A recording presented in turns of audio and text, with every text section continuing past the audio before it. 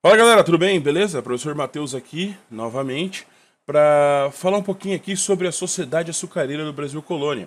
Exatamente. Hoje é aula de História do Brasil, então é a frente C, né? A 1C, aula 3, tá certo? Começamos a tratar sobre esse assunto em sala de aula, mas vamos terminar aqui, vamos trazer toda à tona novamente esse assunto aqui. Bom, primeiramente começa aqui para nós uma imagem, né? Importante aqui para a gente entender o principal elemento da história do Brasil colônia, principalmente no seu ciclo do açúcar. Nós temos aqui na imagem a cana, principal produto, o africano, o negro africano trazido aqui para a condição de escravo aqui para trabalhar como mão de obra nas lavouras canaveeiras do Brasil. Nós temos também o gado, né? O gado que vai ser importantíssimo como um meio de transporte aqui para levar, para carga e etc. dentro do Brasil. Então vamos falar aqui dos seus principais, da história do Brasil colônia e seus principais ciclos econômicos, tá certo? Antes de mais nada, história do Brasil colônia, quais são os principais ciclos econômicos que existiam? O açúcar, né? E depois nós vamos ver a mineração. Eu coloquei açúcar aqui para exemplificar, obviamente, né? A gente sabe que não produzia esse açúcar de fato aqui no Brasil. A gente acabava produzindo ali o substrato da cana, né? O melaço, a rapadura, e depois tudo isso era convertido em açúcar pelo comércio português com a Holanda, né? Com os mercados de Flandres, tá certo? Os dois grandes ciclos, então, do Brasil é o açúcar, e mais para frente a gente vai passar para falar sobre mineração. Lembrando que no meio tem um período ali, um intervalinho que a gente chama de invasões holandesas dentro do Brasil, tá certo, galera? Então, vamos lá.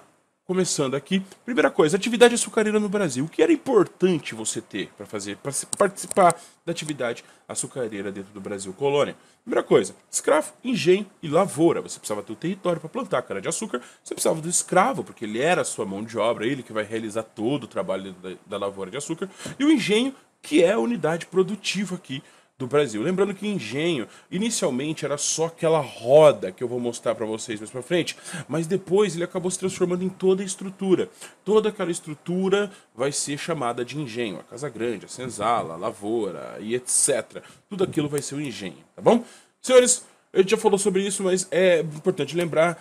A atividade açucareira no Brasil é uma coisa de homens ricos para homens ricos, formando ali um grupo de homens ricos que somente eles acabavam participando aí desse ciclo produtivo, desse ciclo econômico, que é a economia do açúcar no Brasil, tá certo? Era uma economia muito cara, para você participar desse tipo de produção era muito caro, a maioria das pessoas não tem investimento suficiente para participar disso, era muito perigoso, inclusive, então apenas vai ficar reservado ali para homens ricos poderem participar disso. E claro, graças a isso, nós vamos ter uma situação de pouca, nula, quase nenhuma mobilidade social. Senhores de engenho vão apadrinhar outros homens para se tornarem senhores de engenho, formando um grupo de senhores de engenho. Muito difícil você sair desse grupo, muito difícil você entrar neste grupo. Então, no final, a gente vai ter um quadro social mais ou menos assim. Lá embaixo, o escravo, o negro, trazido aqui na condição de escravo, né? O africano, trazido aqui na condição de escravo, tá? Compunha a base do trabalho aqui na nossa pirâmide social. Em cima, alguns trabalhadores livres ali, o artesão, alguns militares e etc. Alguns funcionários públicos estão aí na média ali, na classe média, por assim dizer. E lá em cima nós temos os aristocratas, os que dominavam a sociedade, o senhor de engenho. Ele não domina apenas de formas econômicas, mas ele também domina de forma política, da forma jurídica. Ele decidia quem vivia, quem morria, ele julgava as pessoas dentro do seu território. Ele é tido como o ápice, a parte mais hegemônica dentro da sociedade brasileira, do Brasil no ciclo do açúcar, tá certo? Dito isso, vamos à estrutura ali. A estrutura do engenho de açúcar não foge muito aqui, não é tão difícil.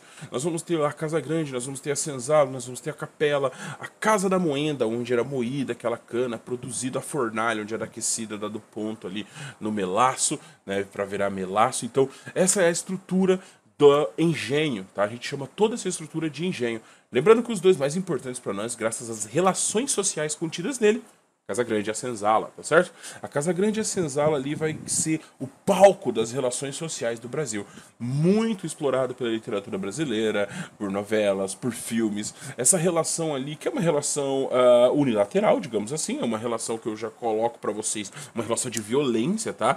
De um para com o outro, de dominação completa, de produto e dono deste produto, a relação entre Casagrande e Senzala. Não era nada amistoso, não era nada pacífico, era violento, agressivo. E nós somos frutos, a gente pode falar que no final, lá no início de tudo isso, a sociedade brasileira é fruto dessa relação de violência, de abuso que era cometido entre a Casagrande para com a Senzala, certo?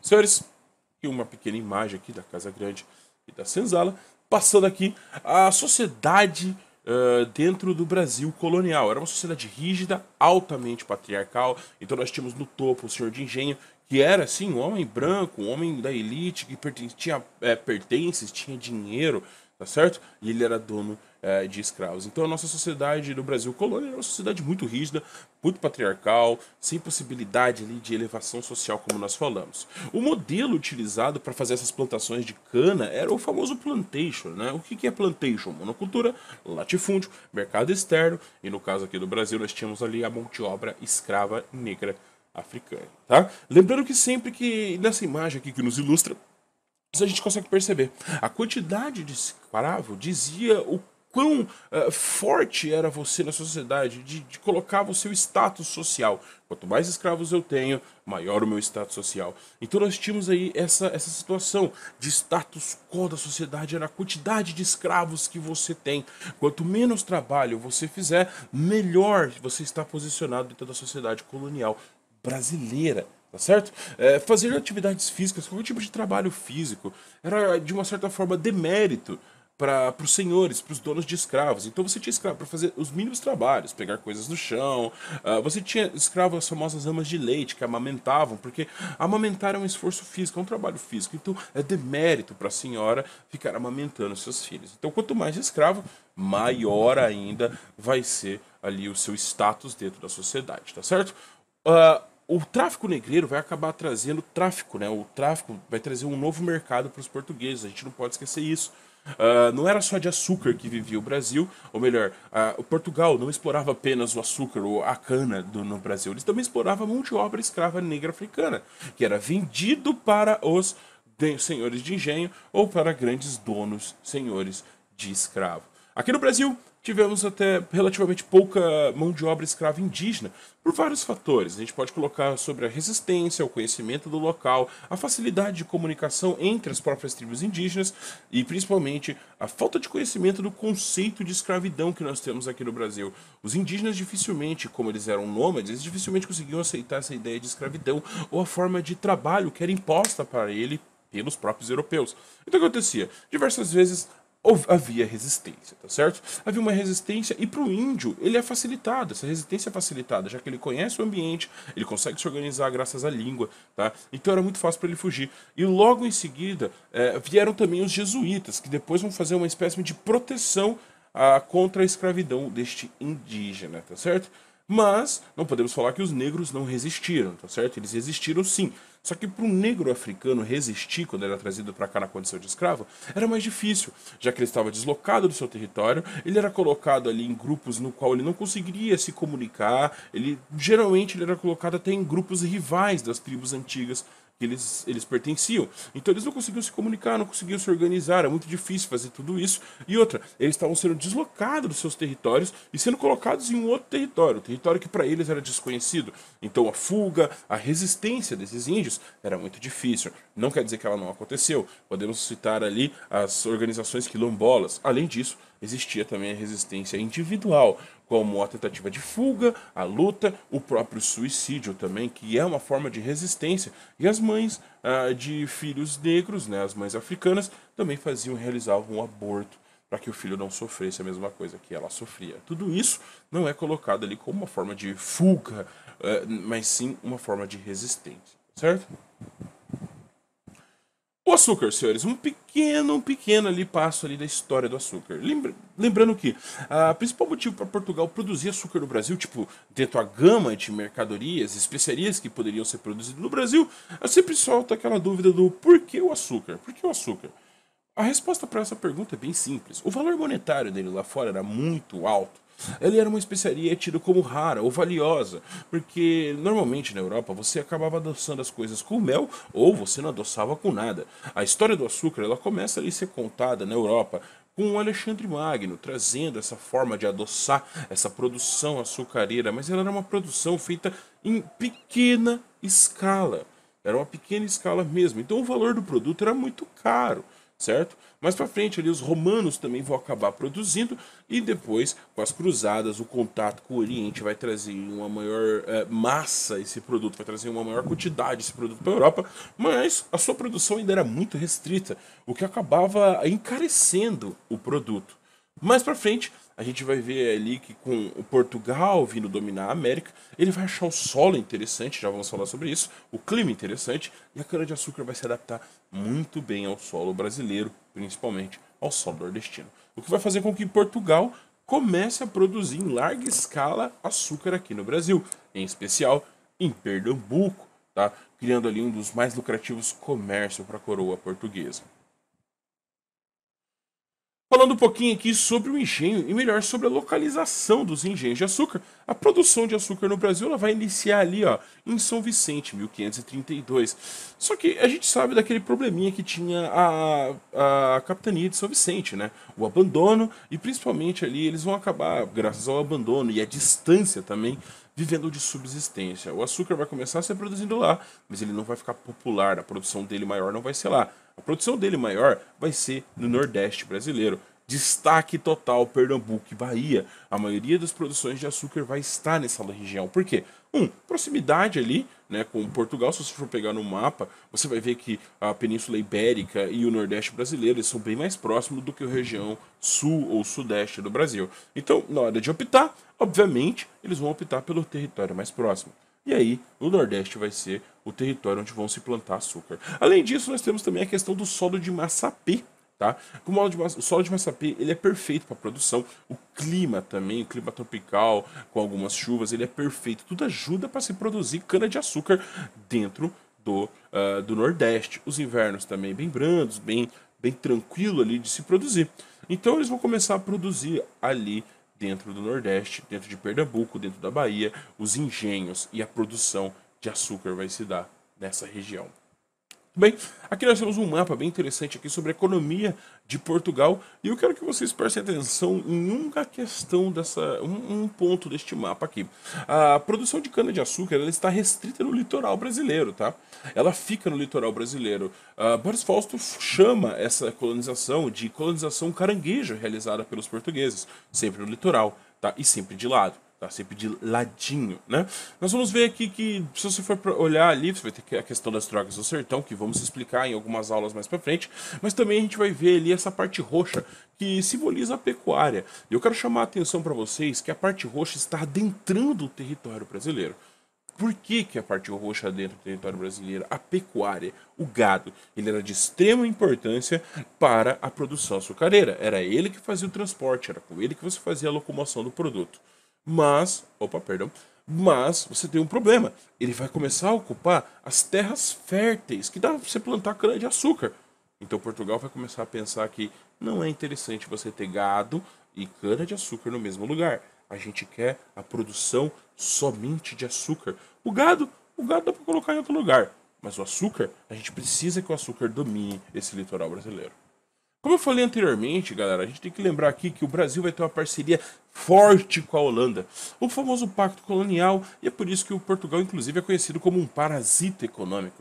Porque ele não conseguia produzir nada, ele não tinha uma manufatura muito forte. Então, basicamente, o trabalho dele era comprar o açúcar a um preço muito barato da sua colônia portuguesa, da sua colônia brasileira, né? O Brasil, a colônia Brasil, e depois revender este açúcar para a Holanda, que faria toda a manufatura deste açúcar, revendendo novamente ali para Portugal, que revenderia então para o Brasil e também revenderia para outros países da Europa. Então, basicamente, Portugal ela só fazia esse meio campo entre a produção de cana no Brasil e a manufatura dessa cana e transformar ela em açúcar que era feito pela Holanda. Essa parceria Brasil e Holanda vai durar um bom tempo e vai gerar um lucro para os dois países. Só que a gente vai falar em aulas para frente que vai ter um pequeno probleminha, uma pequena desavença que vai terminar com a invasão holandesa no Brasil. tá? Galera, aqui o mapa que eu falei, e agora eu vou falar um pouquinho da pecuária. Senhores, a metrópole brasileira vai perceber que não é interessante você produzir, você está cultivando, cuidando deste gado no mesmo território que você está cuidando da cana. Por quê? Porque está consumindo muito espaço. Então, vamos afastar esse gado. Então, a própria metrópole portuguesa vai querer proteger as terras férteis de cana-de-açúcar no Nordeste e vai pedir para que haja o afastamento dessa produção de gado para o interior do Brasil. E aí nós vamos começar a ver os sertanejos, a galera tocando a boiada, né? E criando várias fazendas para cuidar de boi no interior do Nordeste brasileiro. Um destaque para essa situação é o curso dos rios. O Rio São Francisco vai ser amplamente utilizado por esses homens para seguir o curso dele, para que sempre houvesse ali um pasto, uma terra fértil, para que seu gado pudesse ser alimentado. E no curso do todo o Rio São Francisco vai ser aberto algumas fazendas que vão cuidar dos gados, né? Ali você acaba tendo uma mão de obra livre, que às vezes convivia ali com a mão de obra escrava. Então você consegue criar uma tabela, você consegue alargar um pouco mais a tabela ali do meio termo da sociedade brasileira. Você consegue um profissional liberal, digamos assim, que seria o homem que vende as cabeças de gado, que cuida dessas cabeças de gado, que vai ser utilizado na plantação de cana.